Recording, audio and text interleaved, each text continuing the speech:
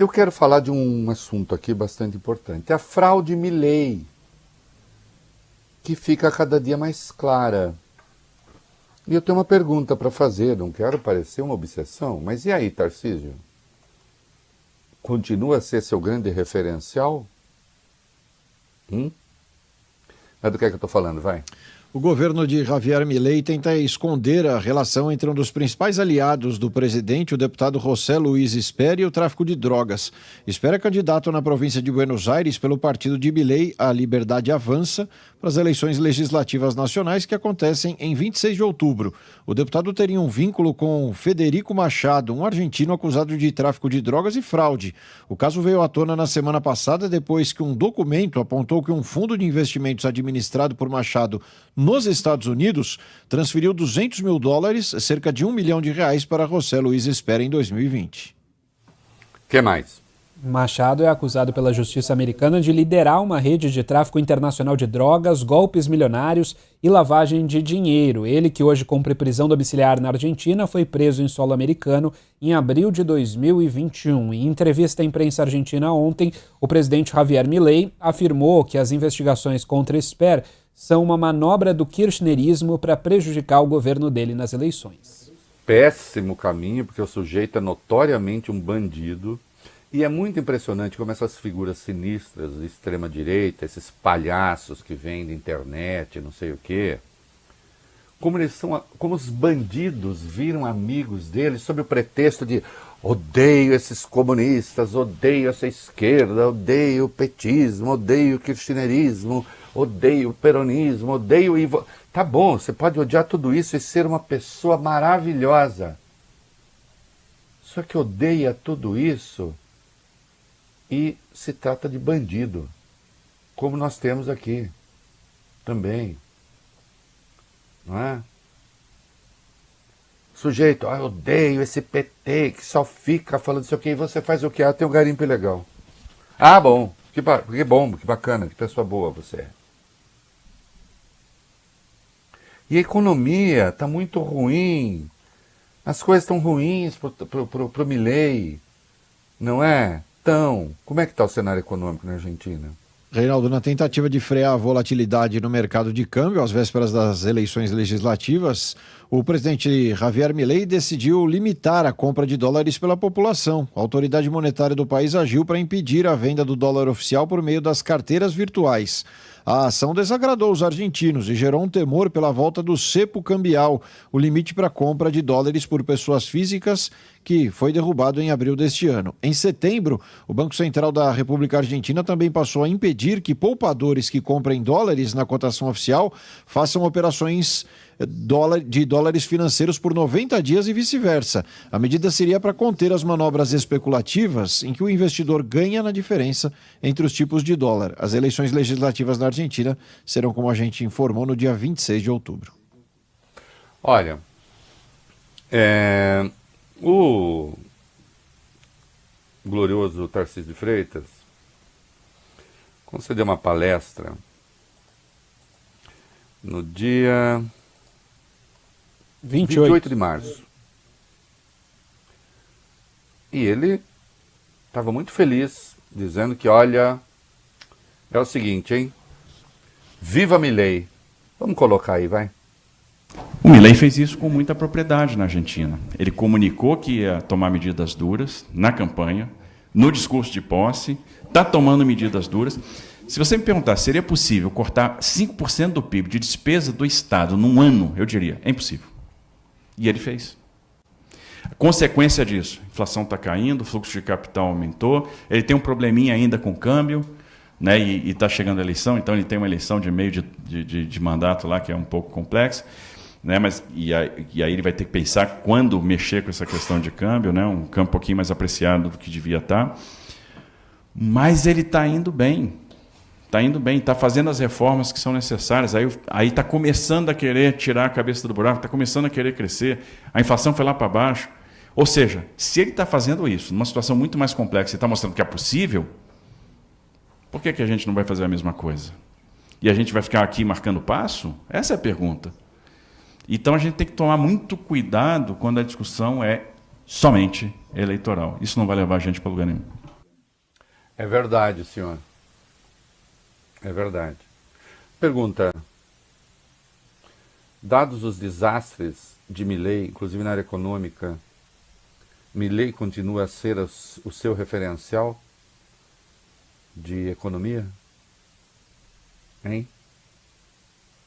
Mesmo Milei, que inclusive foi incensado por alguns pistoleiros dos mercados aqui no Brasil. Precisa chamar de pistoleiros? Sim. Que estava na cara que ia dar errado.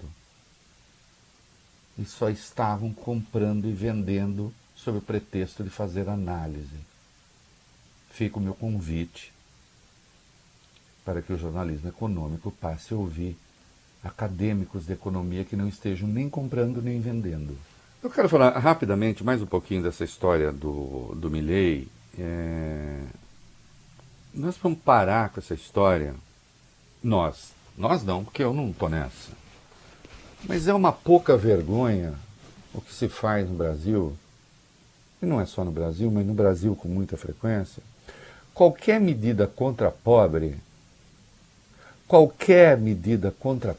é considerada corajosa, destemida, arrojada. Como fez o Milei na Argentina.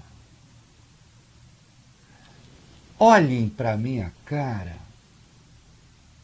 essa cara linda, apaixonante, voglio bene Arthur, e me digam o que há de corajoso em cortar benefício de pobre, hein? Gente vagabunda.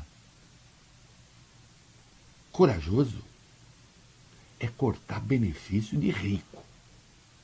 Aí é. De pobre não é coragem, é covardia.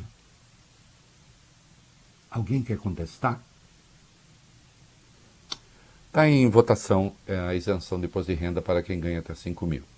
E nós sabemos o trauma que esse assunto foi no Brasil.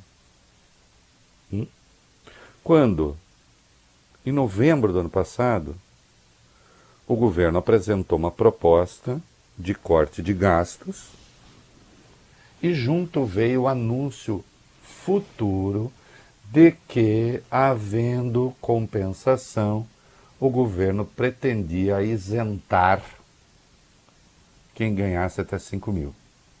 E nós vimos o que aconteceu com o dólar. Foi parar a 6,30.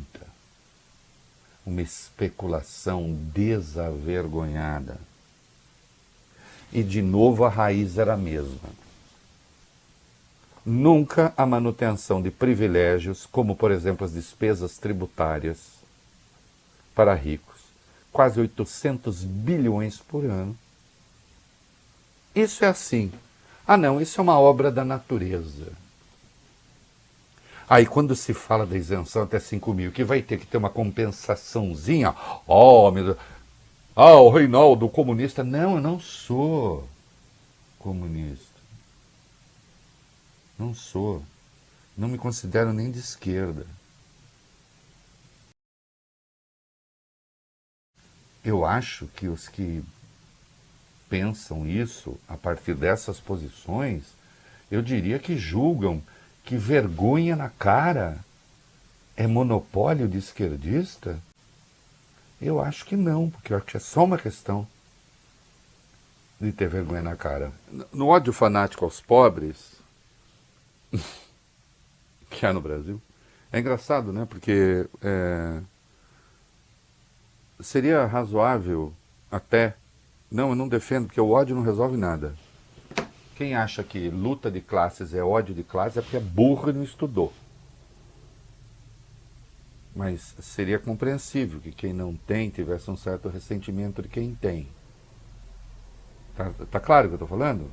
Sim. Não estou incentivando, não, nem estou falando isso por medinho. É que realmente esse não é o caminho. Agora, aqui no Brasil, tem uma coisa perversa, não só aqui, mas aqui, que aí, assim, quem tem ódio de quem não tem. E aí vem aquele negócio, né? Qual é que Bolsa Família deixa o cara preguiçoso e ele não quer trabalhar. Nós vimos isso sendo dito por bilionários. Temos dados a respeito, vamos lá. O efeito do Bolsa Família sobre a saída de pessoas da força de trabalho é bem menor do que algumas estimativas têm apontado e atinge, sobretudo, pessoas que já tinham inserção precária no mercado ou estavam desempregadas havia muito tempo, sugere um estudo publicado pelo Instituto de Pesquisa Econômica Aplicada, o IPEA. A partir de dados da PNAD contínua, a pesquisa do IBGE oficial sobre o desemprego, o exercício encontra uma redução na probabilidade de participação da força de trabalho entre 2,2 e 4,7 pontos percentuais entre indivíduos que já recebiam o benefício quando seu valor passou de R$ 400 para R$ 600 reais. Ou seja, em termos de participação na força de trabalho e considerando os beneficiários capturados pela PNAD contínua, a taxa de participação teria crescido 0,3 ponto percentual, passando de 62,1% para 62,4% no quarto trimestre de 2022, caso o efeito do aumento do valor sobre os beneficiários não tivesse ocorrido. Além do efeito pequeno sobre a participação, o exercício mostrou ainda que o aumento para R$ 600 reais não teve impacto sobre a participação no mercado formal. Em síntese é o seguinte, é nada, praticamente, e já era gente que estava fora do mercado e que sem esse dinheiro, evidentemente, passaria por situações muito difíceis. O riquinho tonto arruma outra razão, né, para falar besteira, vai procurar outro assunto.